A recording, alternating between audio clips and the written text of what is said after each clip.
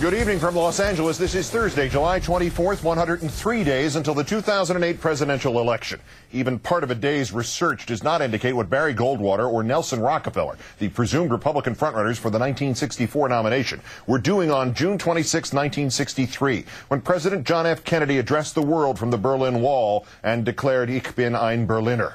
But in our fifth story in the countdown, we do know what Senator John McCain was doing today as Senator Barack Obama addressed a crowd estimated at 200,000 in that historic city and spoke of tearing down new walls between America and our European allies so we could all fight terrorism. Mr. McCain was at a German restaurant in Ohio ordering cream puffs. Obama's epic speech in the twilight, the so-called golden hour, in front of the Victory Column in the Tiergarten Park of Berlin, focused on eliminating the fanaticism that feeds terror, while Senator McCain skipping a planned trip to an oil rig in Louisiana, having lunch instead at Schmidt's Sausage House, right next to Schmidt's Fudge House in the German Village neighborhood of Columbus, Ohio, for a meal of bratwurst and cream puffs. I'm not making that up. Senator National Security went from the cheese aisle to the fudge house and ordered a box of cream puffs. Meanwhile, back in the real Germany, an early morning meeting for Senator Obama with the German Chancellor Angela Merkel. By speech time, Senator Obama, after 7+ years of President Bush, acknowledging America's mistakes. People of Berlin, people of the world, this is our moment. This is our time. I know my country has not perfected itself. At times, we've struggled to keep the promise of liberty and equality for all of our people. We've made our share of mistakes, and there are times when our actions around the world have not lived up to our best intentions. But I also know how much I love America. Senator Obama also telling the German crowd, which the police there estimated to be more than 200,000, that 2 decades after the fall of the Berlin Wall, new walls, figurative walls, have gone up and they must now come down. The walls between old allies on either side of the Atlantic cannot stand. The walls between the countries with the most and those with the least cannot stand. The walls between races and tribes, natives and immigrants, Christians and Muslims and Jews cannot stand. These now are the walls we must tear down. Having evoked the Berlin airlift and the long-shared struggle against communism during the Cold War, Senator Obama turning to the new threats. This is the moment when we must defeat terror and dry up the well of extremism that supports it. If we could create NATO to face down the Soviet Union, we can join in a new and global partnership to dismantle the networks that have struck in Madrid and Amman, in London and Bali, in Washington and New York. If we could win a battle of ideas against the communists, we can stand with the vast majority of Muslims who reject the extremism that leads to hate instead of hope. Senator Obama believing that the central front in the war on terror is Afghanistan, a fight that he says will require more troops, an unpopular stance there in Germany. The Afghan people need our troops and your troops, our support and your support to defeat the Taliban and al-Qaeda, to develop their economy, and to help them rebuild their nation. We have too much at stake to turn back now. The scale of our challenge is great. The road ahead will be long. But I come before you to say that we are heirs to a struggle for freedom. We are a people of improbable hope, with an eye towards the future, with resolve in our heart. Let us remember this history and answer our destiny and remake the world once again. Thank you, Berlin. God bless you. Thank you.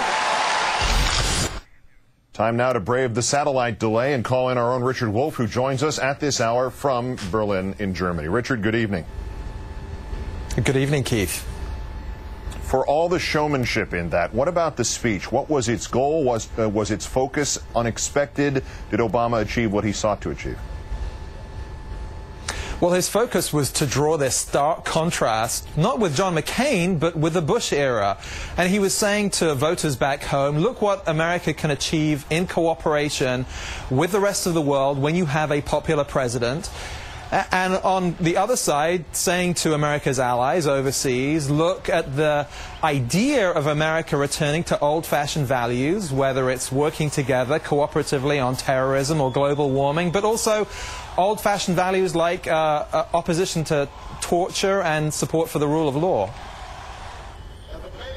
The McCain campaign complained today that Senator Obama was taking a premature victory lap. McCain said he would love to speak in Germany, but he wanted to wait until he was elected, which doesn't explain why he went and spoke in Canada or went to London. But is there precedent for a major address like this abroad by someone who is admittedly merely a presidential candidate?